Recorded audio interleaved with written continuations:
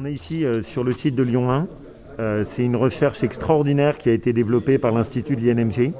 C'est des espoirs fabuleux pour tous les malades des myopathies, pour plus globalement toutes les questions des thérapies musculaires.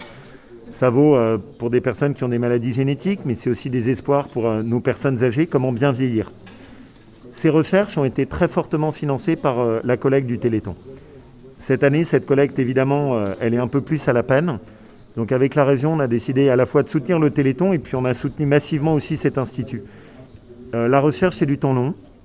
Ça ne peut pas avoir des à-coups. Il faut être capable d'assurer de la stabilité. Cette année, pour la collecte du Téléthon, ça a été plus dur. Je trouve normal que nous, on fasse ce geste de solidarité et qu'il y ait aussi une façon pour moi de remercier tous les bénévoles du Téléthon. Parce que chaque année, c'est eux qui font le boulot. On est dans une région où nous, on croit très fortement à nos universités, à nos chercheurs, à nos laboratoires. On a mis des sommes qui sont considérables. Je pense même qu'on est sans doute la région qui a investi le plus sur l'ensemble de ces universités et de ces laboratoires de recherche. Derrière, c'est énormément d'espoir. C'est aussi des emplois qui sont levés. C'est une capacité pas seulement à faire des thérapies, ce qui est très important, mais c'est aussi des entreprises françaises qu'on peut faire grandir.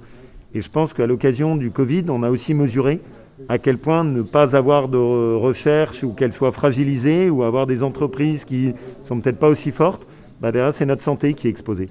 Donc tous ces chercheurs, c'est d'abord vraiment une excellence française et c'est aussi un très grand espoir. Mais ils ont besoin de notre soutien.